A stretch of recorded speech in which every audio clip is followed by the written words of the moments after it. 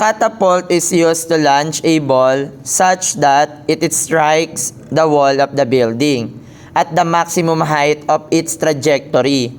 If it takes 1.5 seconds to travel A to B, determine the velocity at A, at which it launch angle, and the release of U or the angle theta, and the height H. So, tatlo yung nahanap. Pinahanap yung VA, the angle theta, and the H. No? So, ano yung mga alam nyo dyan? Di ba ang sabi, meron ka ditong vertical component sa initial. This is BAY. Tapos, meron tayo ditong BAX. Dito, ang sabi, highest point daw yan. Tama ba? So, ibig sabihin, horizontal lang yung velocity dyan. We have BBX. Pero yung BBY dyan, 0. No? Kasi nga, final highest point, that is 0. Eh di, anong pwede natin gamitin na formula? Di ba meron tayong formula na BBY equals to BAY minus GT. Kasi may binigay na time travel no?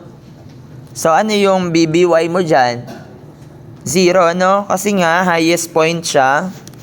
So, this is 0 is equal to BAY minus G by 9.81. Ay, hindi, feet pala siya. So, ang unit mong gagamitin is 32.2 multiplied by the time. 1.5. So, magkano si BAY? 32.2 by 1.5. 48.3. This is meter per second. And then, how to solve? Di ba naman, ang sabi naman natin, equal pa rin naman yung pag-travel niya horizontally, tama? Pag horizontal lang i-consider natin. Di ba, ang BAX is equal yan sa at any point kasi constant velocity. So, that is distance over the time. So, ano yung x traveled niya? 18 feet. Divided by the time na 1.5. Therefore, ang VAX is equal to magkano? 1.18 divided by 1.5. 12 meter per second. O, may BAX ka na tsaka BAY. Eh, di ba ang sabi natin, yung resultant niyan is equal to VAX squared plus BAY squared. So, substitute mo lang. So, yung resultant velocity niya ay square root of 48.3 squared plus 12 squared. 49.7684 feet per second. O, mali ako na sinulat na unit. Sorry. This is feet per second. So, ito na yung sagot sa VA. Next, determine the angle theta. Di ba ang theta lang naman natin is the tangent of theta is equal to VAY over VAX. So, parang resultant lang din. So, magkano si theta? That is the inverse tangent of VAY, 48.3 over 12. So, the theta is equal to 76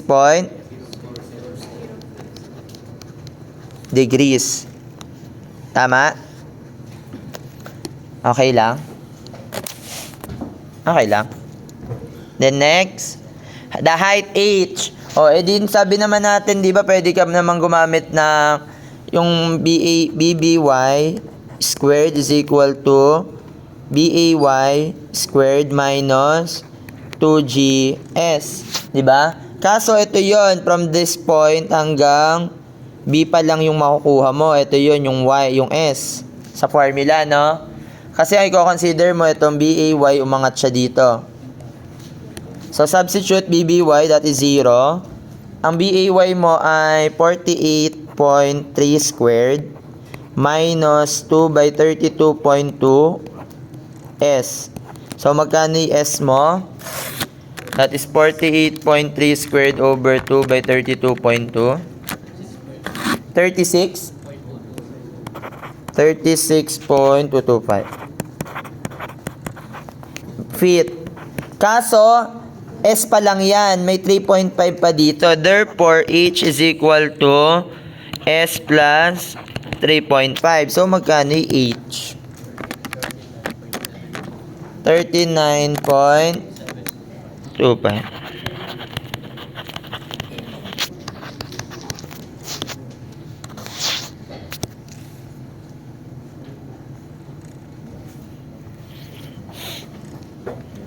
Okay na? Okay lang?